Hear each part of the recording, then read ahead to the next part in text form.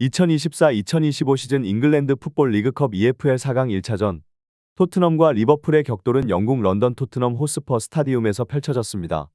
리그 순위 12위에 머물던 토트넘은 리버풀이라는 강적을 상대하기에 다소 불리한 상황이었지만 손흥민을 필두로 한 토트넘 공격진은 이전 경기들과는 다른 전술적 유연성과 투지를 보여주었습니다.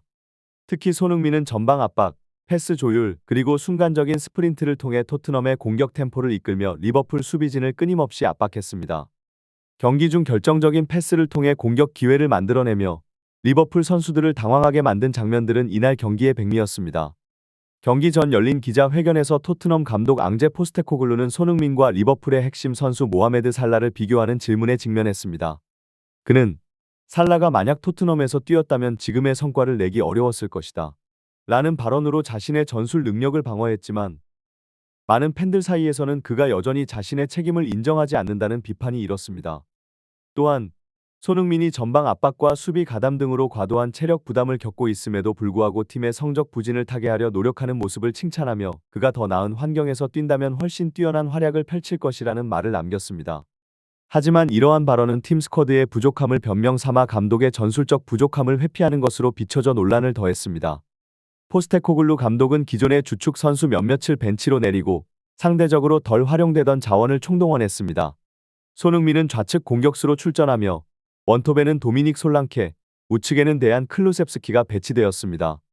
공격형 미드필더에는 메디슨 대신 베리가, 수비형 미드필더로는 비수마와 벤탄쿠르가 호흡을 맞췄습니다. 새로 영입된 골키퍼 스키가 선발 출전한 것도 눈에 띄는 변화였습니다.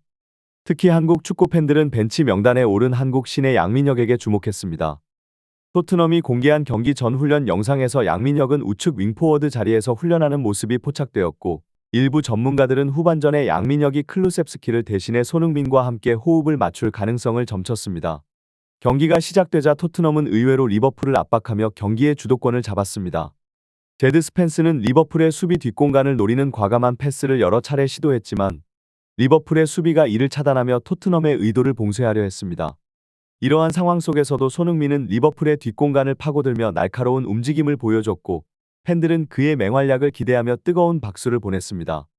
전반 5분, 손흥민은 코너킥 상황에서 혼전 중 흘러나온 공을 왼발 논스톱 슈팅으로 연결하며 리버풀 골문을 위협했습니다. 그러나 공은 아쉽게도 빗나갔고 뒤이어 솔랑케가 감각적으로 방향을 바꿔 골문을 노렸지만 리버풀 골키퍼의 선방에 막히고 말았습니다. 일부 팬들은 솔랑케의 부정확한 퍼스트 터치에 답답함을 토로하며 그가 결정적인 순간에 약점을 드러냈다고 지적했습니다. 프리미어리그 17라운드 때 리버풀에게 일방적으로 끌려갔던 경기와는 달리 이번 카라바오컵 4강 1차전에서 토트넘은 초반부터 손흥민 중심으로 공격 빌드업을 전개하며 리버풀을 압도했습니다. 손흥민은 중앙 미드필더까지 내려와 공을 연결하고 날카로운 전진 패스를 통해 클루셉스키에게 찬스를 만들어주는 등 경기를 이끌었습니다. 이러한 모습은 리버풀의 수비를 당황하게 했고 토트넘 홈팬들은 열광적인 반응을 보였습니다. 그러나 코너킥 상황에서 부상을 입은 벤탄쿠르가 교체되며 전술의 변동이 생겼습니다. 클루셉스키가 중앙으로 내려가고 브렌넌 존슨이 우측 윙어로 투입되었습니다. 이 교체 선택에 대해 많은 팬들은 양민혁이 투입되지 않은 것에 아쉬움을 토로했습니다. 특히 일부 팬들은 양민혁이 존슨보다 훨씬 나은 선택이었을 것이라며 감독의 결정을 비판했습니다. 전반전 도중 손흥민이 비수마에게 감각적인 패스를 연결하며 방향 전환에 성공했고 공은 오른쪽에 존슨에게 이어졌습니다. 하지만 존슨은 주변에 동료들이 있음에도 불구하고 무리한 슈팅을 선택했고 공은 수비벽에 막히며 결정적 기회를 날려버렸습니다. 이 장면에서 많은 팬들은 양민혁이 있었다면 더 나은 판단으로 찬스를 이어가거나 슈팅을 성공시켰을 것이라며 분통을 터뜨렸습니다. 단지 1군 훈련 경험이 많다는 이유로 존슨이 우선 기회를 받는 것은 어이없다 는 비판과 함께 양민혁이 존슨보다 훨씬 뛰어난 선택지 라는 목소리가 커졌습니다. 후반으로 접어들면서 토트넘은 전반전만큼의 에너지 레벨을 유지하지 못하며 리버풀에게 조금씩 주도권을 내주는 모습이었습니다. 경기가 소강 상태로 접어들자 팬들과 전문가들은 교체 카드가 승부의 열쇠가 될 것이라고 예상했습니다. 후반 55분경 토트넘이 승부를 걸어야 할 시점에서 양민혁이 투입될 가능성이 있다는 기대감이 일었지만 감독은 여전히 존슨을 고집하며 경기 운영에 변화를 주지 않았습니다. 경기 후반부 브렌넌 존슨이 결정적인 찬스를 날려버리며 토트넘의 공격 효율성에 의문을 남겼습니다. 존슨은 페널티 박스 안에서 동료들에게 연결하지 않고 무리하게 슈팅을 시도했지만 공은 리버풀 수비벽에 막혔습니다.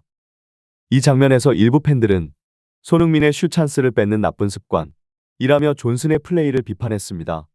또한 포스테코글루 감독이 풀백을 과도하게 전방으로 올리는 전술적 결정을 두고도 의문이 제기되었습니다. 팬들은 공격수가 있어야 할 자리에 풀백이 올라가 결정적인 찬스를 날려먹었다 며 감독 교체를 요구하는 목소리를 높였습니다. 후반 71분 손흥민은 리버풀 수비수의 거친 태클로 인해 부상을 입고 교체 아웃되었습니다. 손흥민이 나가면서 토트넘의 공격 전술은 큰 변화를 맞이했습니다. 팬들은 손흥민의 이탈 후 토트넘의 공격이 무력화될 것을 우려하며 특히 리그 1위 리버풀을 상대로 손흥민 없는 공격진이 얼마나 버틸 수 있을지 의문을 제기했습니다. 하지만 이후 토트넘은 뜻밖의 반전을 일으켰습니다. 후반 85분 솔랑케가 최전방에서 공을 따내며 역습에 물꼬를 텄습니다. 공은 침투하던 베리 발렌티노에게 연결되었고 베리는 침착하게 이를 골로 마무리했습니다. 이 결승골로 6만 5천여 토트넘 홈팬들은 환호하며 기쁨을 감추지 못했습니다.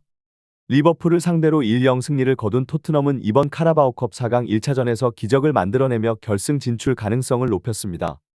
경기 후 많은 팬들은 리그 1위 리버풀을 꺾었다는 사실만으로도 기적이라며 팀의 선전에 감격했습니다. 그러나 손흥민의 부상 상태에 대한 우려도 함께 제기되었으며 리버풀 원정 2차전에서 그가 팀에 복귀할 수 있을지가 최대 관건으로 떠올랐습니다. 만약 손흥민이 리버풀 원정 경기에서 다시 한번 결정적인 활약을 펼친다면 토트넘이 결승에 진출하고 더 나아가 우승컵을 들어 올릴 가능성도 충분히 있다는 기대가 커지고 있습니다. 토트넘의 리버풀전 승리는 손흥민의 부상에도 불구하고 팀 전체가 보여준 투지와 집중력으로 인해 더욱 값지게 다가옵니다. 손흥민이 교체 아웃된 이후 팀은 한순간의 흔들림을 겪었지만 이는 팀원들에게 승리 의지를 더욱 다지는 계기가 되었습니다. 이번 승리는 토트넘이 단순히 손흥민이라는 슈퍼스타의 개인 능력에만 의존하지 않는다는 점을 증명한 경기로 평가받고 있습니다. 하지만 동시에 손흥민의 부재가 토트넘의 공격 전술에 큰 영향을 미친다는 사실 역시 분명해졌습니다. 팬들과 전문가들 모두 손흥민의 회복 여부가 2차전 결과를 좌우할 핵심 요소라고 입을 모읍니다. 손흥민은 단순히 팀의 에이스가 아니라 공수 연결고리 역할을 수행하며 토트넘 공격의 중심을 잡아주는 선수입니다. 그의 빠른 회복과 복귀는 단순한 기대를 넘어 토트넘의 시즌 성적과도 직결된 문제입니다. 리버풀과의 2차전은 토트넘이 단순히 컵대회 결승 진출이라는 목표를 넘어 팀의 경기력을 한 단계 끌어올릴 수 있는 중요한 시험대입니다. 손흥민의 리더십과 뛰어난 경기력이 합쳐진다면 토트넘은 리버풀이라는 강팀을 상대로 또 한 번의 기적을 일궈낼 가능성이 충분합니다. 한편 이번 승리는 팀의 심리적 자신감을 불어넣었다는 점에서도 큰 의미가 있습니다. 리그 1위 팀을 상대로 승리를 거둔 것은 선수단의 사기를 끌어올렸고 팬들에게도 새로운 희망을 안겼습니다. 하지만 이러한 분위기를 유지하기 위해서는 감독인 포스테코글루의 전술적 유연성과 선수 기용이 더욱 중요한 변수가 될 것입니다. 특히 팬들은 브렌넌 존슨보다 양민혁 같은 젊고 유망한 선수에게 더 많은 기회를 부여해야 한다고 주장하고 있으며 감독이 이 요구에 어떻게 대응할지가 2차전의 또 다른 관전 포인트로 떠오르고 있습니다. 토트넘의 리버풀전 승리는 단순히 한 경기의 결과를 넘어 팀 전체에 깊은 영향을 미칠 중요한 전환점으로 평가받고 있습니다. 리그 1위 리버풀을 상대로 한 승리는 선수들에게 자신감을 심어줬고 팬들에게는 기대 이상의 결과를 선사하며 팀의 잠재력을 재확인시켰습니다. 하지만 이 승리의 중심에 있던 손흥민의 부상은 토트넘의 미래를 더욱 복잡하게 만들고 있습니다. 손흥민은 단순한 공격수가 아니라 토트넘의 공격 템포를 조율하고 상대의 견고한 수비를 무너뜨릴 수 있는 핵심 자원입니다. 그의 부재는 팀 전술에 큰 공백을 만들 가능성이 있어 빠른 회복이 필수적입니다. 이번 경기에서 나타난 또 다른 중요한 교훈은 팀이 손흥민 없이도 어떻게 대응해야 하는가에 대한 질문입니다. 후반전 손흥민이 교체 아웃된 이후 토트넘은 한동안 공격의 날카로움을 잃었지만 솔랑케와 베리 발렌티노의 결승골로 다시 경기의 주도권을 가져왔습니다. 이는 토트넘이 손흥민의 부재 속에서도 대안을 찾아야 한다는 과제를 남깁니다.